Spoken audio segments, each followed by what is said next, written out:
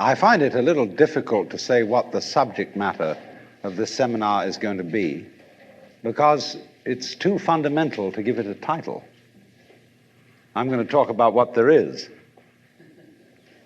Now, the first thing, though, that we have to do is to get our perspectives with some background about the basic ideas which, as Westerners living today in the United States, influence our everyday common sense, our fundamental notions about what life is about. And there are historical origins for this which influence us more strongly than most people realize.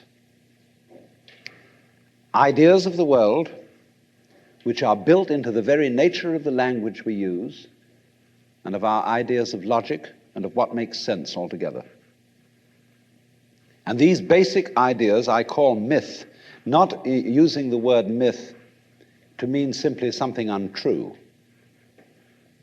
but to use the word myth in a more powerful sense. A myth is an image in terms of which we try to make sense of the world. And we at present are living under the influence of two very powerful images, which are, in the present state of scientific knowledge, inadequate. And one of our major problems today is to find an adequate, satisfying image of the world. Well, that's what I'm going to talk about. And I'm going to go further than that, not only what image of the world to have, but how we can get our sensations and our feelings in accordance with the most sensible image of the world that we can manage to conceive.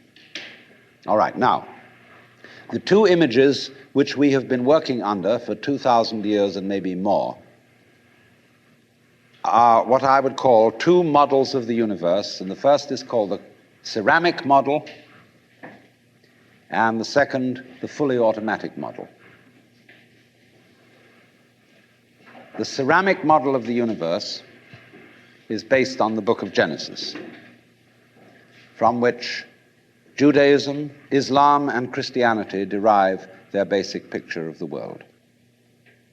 And the image of the world in the book of Genesis is that the world is an artifact. It is made. As a potter takes clay and forms pots out of it, or as a carpenter takes wood and makes tables and chairs out of it. Don't forget, Jesus is the son of a carpenter and also the Son of God. So the image of God and of the world is based on the idea of God as a technician, potter, carpenter, architect, who has in mind a plan and who fashions the universe in accordance with that plan. So basic to this image of the world is the notion, you see, that the world consists of stuff, basically.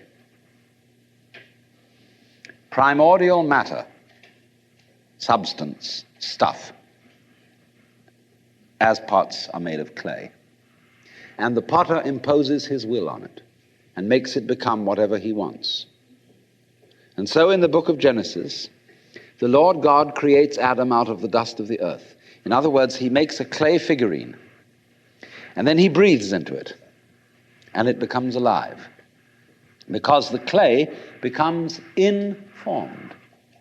By itself, it is formless. It has no intelligence, and therefore it requires an external intelligence and an external energy to bring it to life and to put some sense into it. And so in this way, we inherit a conception of ourselves as being artifacts, as being made, and it is perfectly natural in our culture for a child to ask its mother, "How was I made?" or "Who made me?"